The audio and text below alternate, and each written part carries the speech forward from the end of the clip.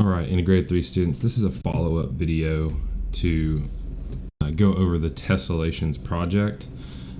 So in my lesson about tessellations, you got to what would be essentially this point of the project, and I've already had a few questions, so I want to address those, and those are things I didn't get in the video. I think in the play pause I actually said I'm making a follow-up video. So one of the common questions is this: once you get to this point here, what I did was I rotated. Red is the original shape, and I can move these 3 original points here to actually adjust the actual shape to whatever I want it to be. Okay, and we can move a lot of these points. This point here, D, right, and these here. But one of the questions and one of the concerns was, how do I know where to put that vector? Do I just pick random points? Well, no, that's not actually what you do. So right here is that original square. If I click this show hide object, if I hit escape, it'll go away. But if I click that, it'll show, okay, there's the hidden object, that square that we hid. So that plays a part in this, okay? And if you look, if I draw lines from here, here, here, actually I don't need that one. If I do that, we have 2 squares, and then there's another square. There's two more squares around these shapes. So this all is going around that idea of that square. Okay, that's how this works. So I'm going to undo that back. So in order for me to translate this properly, I need a vector that spans those 2 squares. I don't know what happened to my. There's the square. It needs to go from here all the way to this point, okay? And then if I'm doing it vertically or any direction vertically, it goes from down here all the way to up here. So you're imagining that square is like our background grid for this. So I'm gonna make these vectors. So I make a vector from here to here. I make one from here up to here, and that's really all I need for this. So then we start doing this translate by a vector tool. I'll click the shape, click the vector. There we go, and I can just do that. Now in my directions, you can just keep clicking these and it's gonna keep going. I said it needed to be a 6x6, and there's an issue with that, and already I'm at 6, but the browser, I'm starting to realize the browser is not really enjoying that too much, as far as like it's getting very laggy as you keep adding points. That was a major issue as I kept adding these values here.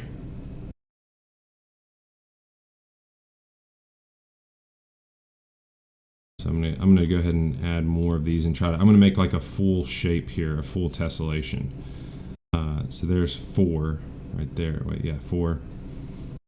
And then I could do one more. So I've decided that I'm gonna change it to a 5x5 instead of a 6x6, because it was just causing too many points on the browsers for people. So you have to translate all these. Another question was, how do my points look so spread out? Some of your points are not looking so spread out. Well, if you hit Control and then you hit the plus or the minus sign, you can actually zoom in or out in the browser. And I think because I'm at 100%, that's what's doing it. Also, if you zoom out or zoom in, that's going to change how spread out they look, and you just have to be able to move around in this, okay? But I'm gonna go ahead and make a full pattern, then we'll talk about how you're supposed to submit this, because that was the other question, was how am I supposed to submit this project onto Kidum?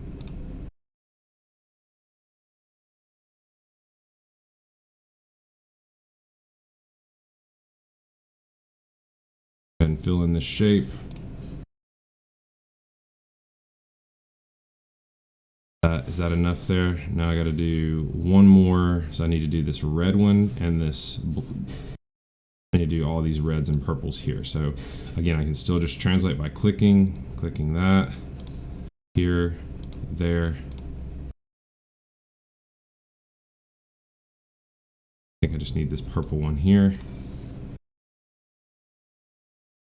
All right, so, and again, this is only with 3 points, but I would say you could reduce this. A 5x5 would be appropriate. So I don't really need this last column that's over here on my, So this last column I could go without. I'm fine if it's just a 5 by 5 shape, but you'll notice all of these points. Now, a lot of people say that their computer has a hard time with this, and really what it is, it's the Chrome is having a hard time with all these points. And with 2 more points, you're sort of, it's sort of an exponential thing. Like, it's becoming more difficult with all these points. So a lot of people have screens that look like, all these points here, okay? So this is ideally, this would be a good shape to submit, except for the fact that you need more points instead of just the 3. This is like what I did in my lesson video. So let's talk about the next thing. Let's say that if you want to save this, because I had somebody that already messaged me and said, hey, I was trying to save it, but it didn't save after they'd done a decent amount of work. And I don't want that to be, any others in here, okay? So if you click we call it the pancake stack up here, the 3 lines right here, horizontal lines, it's the menu. If you hit save, it'll let you save it, but you have to log in, okay? Now, you obviously probably don't have one of these GeoGebra accounts, but you do have an Office 365 account. That's through the school. I would recommend you use that and just click this button when you log in, and it's gonna ask you what account you want. You should have a student account that you can attach, which I logged in to my school account, and I'll call this, I would put my name, R. Woods, okay, and I can save that, and now I've got it. So let's say that I open up, I'm going to even use a different browser here, completely different browser, GeoGebra, geometry. And I think oh no, I'm not logged in. Sign in, so this is on a completely different browser. I sign in with Office 365, my school email. Okay, and if I want to open it, now I've got this, and I can click that and click edit, and it's going to pop up wherever I am. It'll be on a different computer, so it's just got to load it in. It may take it a little bit, but yeah, there we go. So now I can continue working on it. And yeah, it is actually laggy. It seems like Chrome is doing a lot better job with it, so I would definitely recommend using Chrome for this. But I can edit this later if I need to save it. So that was, somebody lost their progress without saving it. So I definitely would recommend Chrome. Right now it just looks crisper on Chrome. So I would recommend Chrome for this. So once you have the shape that you want and you're ready to add some illustrations to this, something you can do, that you want to sort of simplify it as much as possible in GeoGebra. So the first thing I'd like to do is hide these vectors. So how you do that is you click Show Hide Object, and you'll want to zoom in so you can carefully click this. You'll click that vector and hit Enter. It hides it. It'll go to this algebra page. I'm going to redo that again. Show Hide. Click Vector, or this vector here. You don't want to click because this is going to overlap with the square. You'll click here. Hit Enter.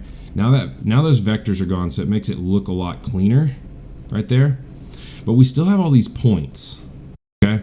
And by the way, you will not want to do what I'm about to do until you are absolutely done with your project, because once you do this, there's no turning back and fixing it, okay? There is no turning back to fix.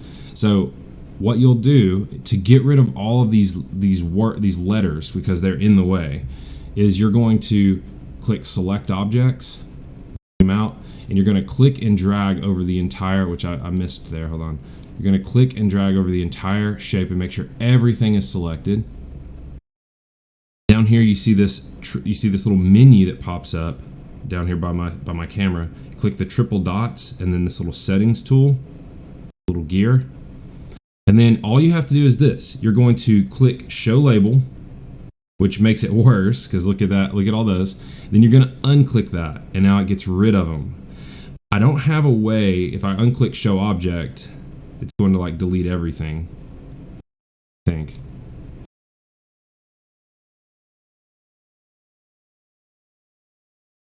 Okay, definitely don't click that because I think it's like lagging right now. Yeah, it definitely froze GeoGebra. Once you're dealing with this many points and this much information, it definitely has a hard time keeping up. Let me pause this video until this loads. Yeah, so unchecking Show Object gets rid of it. So if I check it back, which is going to take a minute to load, it should it's going to pop back up, but we don't have any of the labels now. So that's really what we wanted. Again, I would recommend not clicking this because look how long it's taken my computer to do this. There it is. Okay. So we've got that. Now, how do you transfer this to somewhere that you could, color on it or something like that? Well, I would not use print. So if I do this, I'll show you print. It's not going to fit on the paper. It won't. Yeah, it's not even on there. So print's not going to be a good option. What you actually want to do is download as, and you pick one of these files. Now, I would recommend if you're going to edit it digitally, I would do a PNG file. So I'll show you what that looks like. So if I open this up, it's going to make this nice picture here, which with that, you could open it up in Paint. Open, find your file, quick access here. I don't know where it's saved to. Maybe it's in the downloads. There it is. Now I have that in here. Now I can, add little marks in there if I want to and draw on it, or don't save that. You can print this out. If you want it to be a light color, you could draw on this by hand. Again, if we're looking at some just basic tessellations on here, some images, just to give you guys some inspiration, like this would be a great idea to do something like this within there, right? Once you get the overall design down that you want, this would be a very advanced, like that. This is just to inspire you to think about, oh, well, I can put some of this in there, some of that, like different things like that. Okay, so that is that's the idea there. Okay, just to get you guys inspired on what you could end up doing with some of this. So again, if you don't want the colors in here, then you would definitely want to change those in here beforehand. You wouldn't want to wait until you had already done all of this. You'd want to pick those colors with the core 4 here. I think actually I can still move this point. Yeah, I can still make changes a little bit here, but once you get rid of the labels, things become a little bit trickier on GeoGebra. It's less like I can hardly move this point here. I don't know if it's gonna let me. No, I can move this one. I think I can move this one, but I think because this one has so much stacked up on it that it doesn't want to move, so I'm not really sure about that. So, all right, hopefully that was helpful. Again, always be saving this just to make sure that it's up to date. I don't know if it auto saves or not. I don't think so. After you do something, like if I drew a point like that, I don't know if it auto saves, but those are just some cautionary things about the project. Okay, things to keep in mind as you're going through it. So I just wanted to make that video to answer a few questions and help you guys out.